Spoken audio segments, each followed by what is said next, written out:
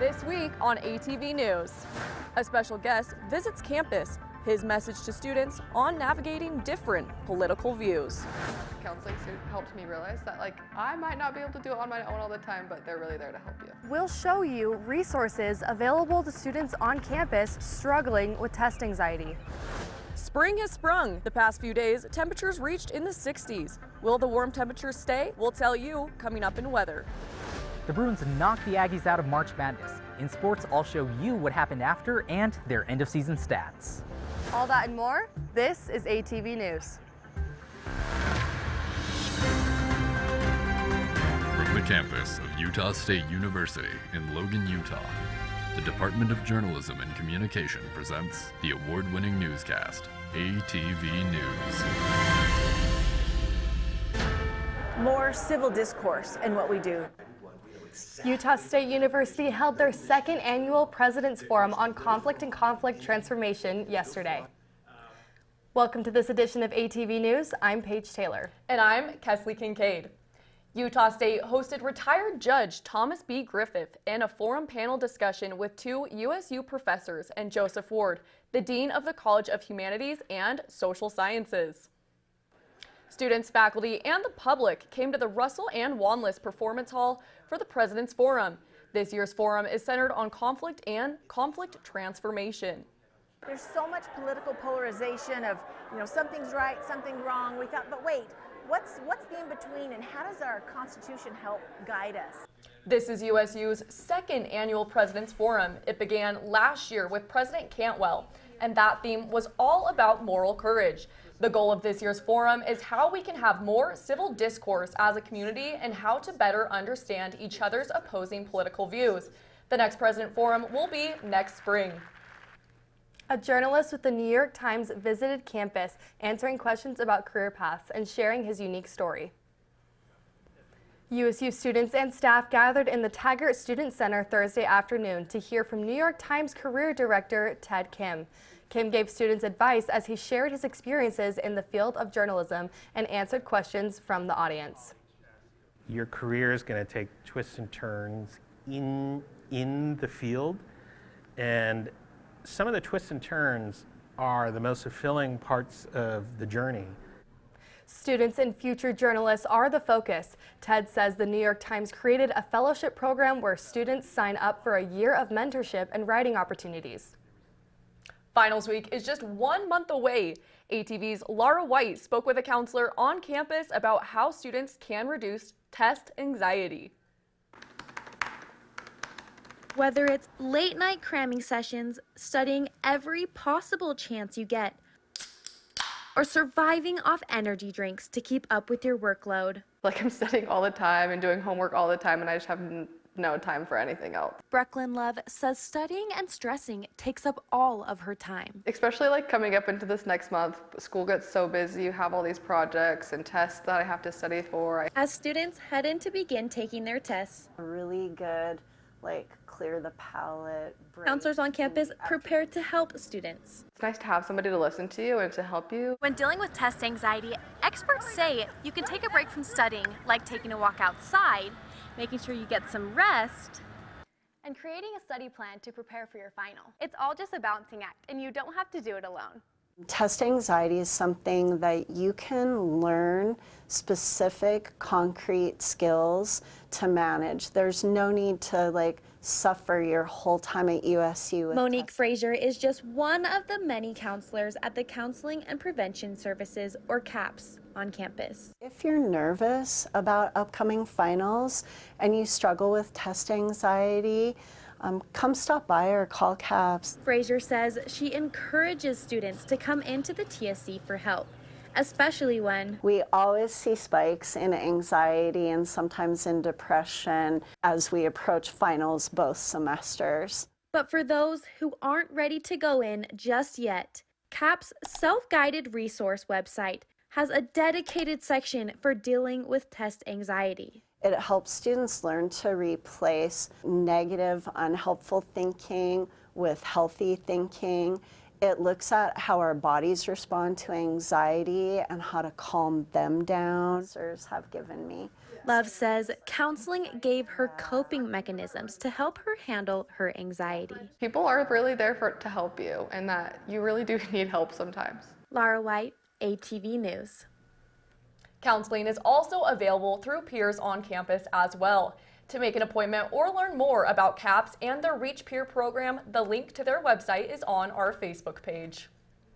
Some furry friends joined students on campus to help them prepare for fall registration. PUPS and pre-registration was on the CHAS Advising Center on Friday. Students asked advising questions to prepare for fall registration, but their advisors were not alone. Students visited with the advisors' dogs while enjoying some snacks.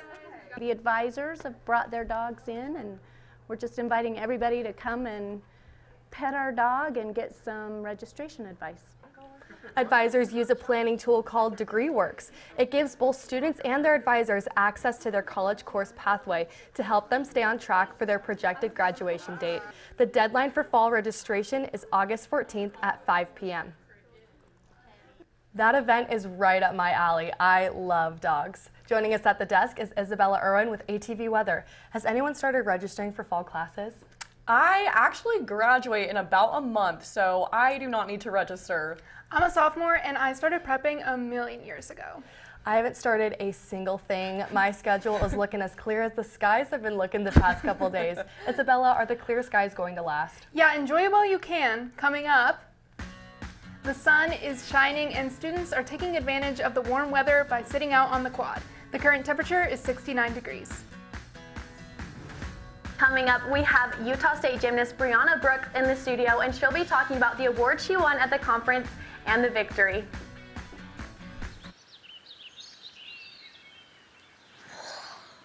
Oh, look, a redhead. Staring contest.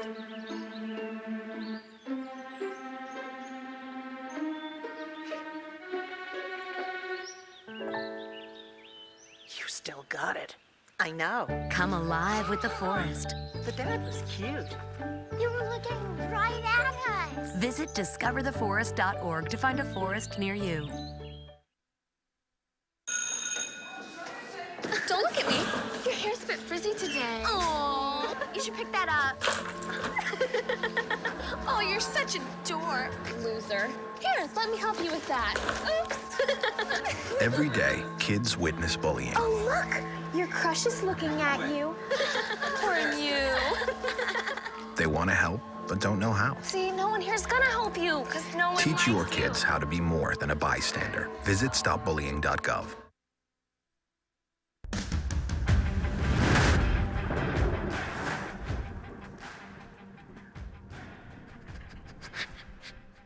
Welcome to ATV Weather. I'm Isabella Irwin. Let's take a look at our national radar.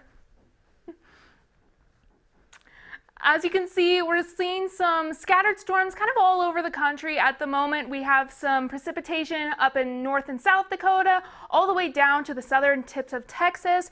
We have some rain all the way out all over the Northeast and even all the way up in sort of the Seattle region. But if we look at our Mountain West area, it's looking pretty dry and pretty sunny.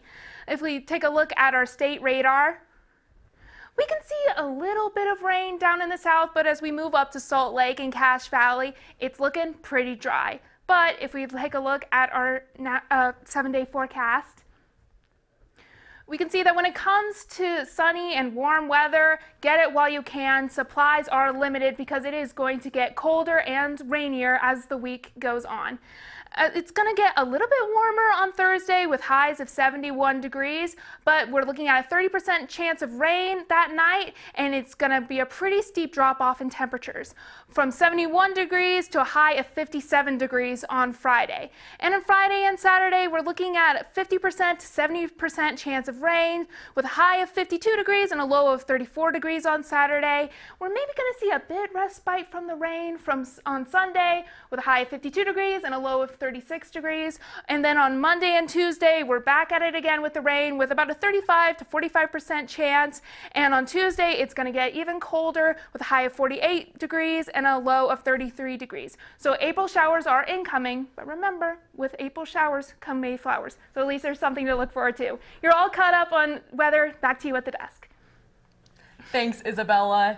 It is terrible news that it is going to be dreary this weekend, you guys. I am so ready for those warm temperatures. Yeah, I'm also so ready for those warm temperatures.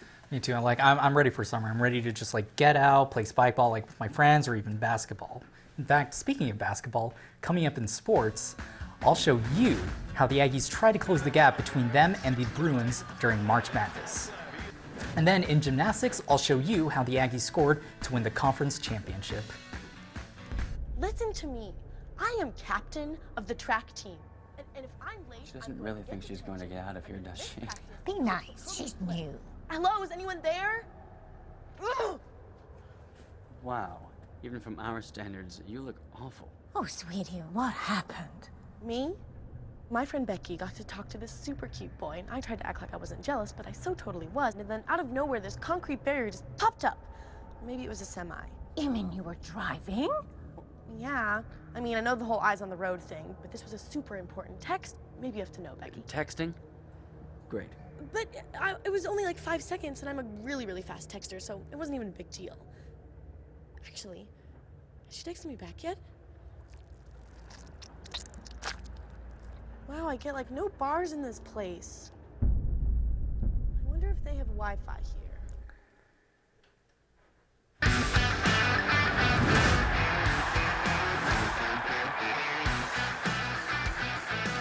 That basket from senior Dayton Albury was the start of a 10-point push to close the gap between the Aggies and the Bruins. And that was the moment these fans went wild watching the game. Welcome to ATV Sports, I'm JT Miller. It's March Madness season. Hope your brackets are doing well. The Aggies went to Kentucky to take on the UCLA Bruins in the tournament. Sophomore Mason Falslev scored first for the Aggies. He led them with 13 points in the first half. He had the most points for the Aggies this game, scoring 17 points. Throughout the first half, the Aggies trailed the Bruins with a 2-point gap. And check out this basket from sophomore Ade Mara. This was the start of a 12-0 run from the Bruins, the largest lead in the half. At halftime, the Bruins led 39, Aggies 27. And then let's take a look at the second half when the Aggies returned to the court. This three-pointer from junior Isaac Johnson was the last one the Aggies made before the Bruins began a 16-1 run, the largest lead in the game. During this run, the Aggies missed 9 baskets consecutively. But it wasn't over for the Aggies yet. Senior Dayton Albury made a few baskets like these to close the gap. He scored 12 points that game, the second most for the Aggies. But those efforts weren't enough, and the Bruins won the game, 72-47, and moved on to the next round. Now, the Aggies were watching the March Madness game here at home. I went over to see how students reacted and, of course, watch part of the game. Students gathered in the Eccles Science Learning Center. There was cheering in the beginning, followed by frustration, and then nervous expressions all across the auditorium, ultimately ending with the realization the Aggies weren't going to move on in the tournament. And some fans were disappointed, while others looked forward to the future. It was bad. It was just bad. That was not our best showing. Hopefully next year we can come back and win some more games. We got next year. Jared Calhoun's coming back. Mason Falslev's coming back. I'm calling it now. We'll see how the Aggies hold up next year. We love our Aggies. We'll get them next time. I'll be an Aggie forever and always. So we'll get them next year, boys. Good job. We're excited to welcome you home. And that's what the Herd did. They welcomed back the team the next day with open arms and took photos with them. And with that, the Aggies basketball season came to an end with a 26-8 run. This is the 10th 26th season run in school history. But before we move on, let's take a look at what the current March Madness bracket looks like. As you can see, we're down to the Sweet 16. Brigham Young University being the only school from Utah still in the tournament. They will kick off this round of games tomorrow as they face off against the University of Alabama. In gymnastics, the Aggies won their first Mountain West Conference championship at San Jose. The Aggies scored 196 at the meet, the third highest this season and fourth highest for a conference championship in school history. They scored 49.05 on floor, 48.9 on vault, 49.2 on bars, and 48.95 on beam. Brianna Brooks, who we will hear from in a minute, made headlines at the meet. She tied for first on bars, scoring 9.9, and third on beam, scoring 9.85. The Mountain West named Brooks Championship MVP, and America First Credit Union named her the Student Athlete of the Week for the third time in her college career. Other notable career highlights during the meet, Junior Marley Peterson scored 9.85 in the floor routine. And freshman Olivia Orengo scored a high of 9.725 on vault. The Aggies will compete in the NCAA Regionals starting Wednesday, April 2nd. It will be their first regional appearance in 3 years. Moving over to softball, the Aggies are set to go up against 2 teams. They took on the Weber State Wildcats yesterday on Tuesday and lost 4-3. They will face off against the Colorado State Rams this weekend for 3 consecutive conference games. In tennis, the Aggies had 2 back-to-back match wins. The first was a 4-1 win at Weber State. The second was a 5-2 win against Montana. With these 2 matches, they stand at a 5 straight home win streak. In golf, the Aggies traveled to California for the UC San Diego Invitational. There were 3 rounds at the Invitational, and Utah ranked 6th overall. Senior Esteban Jaramillo tied for 4th individually.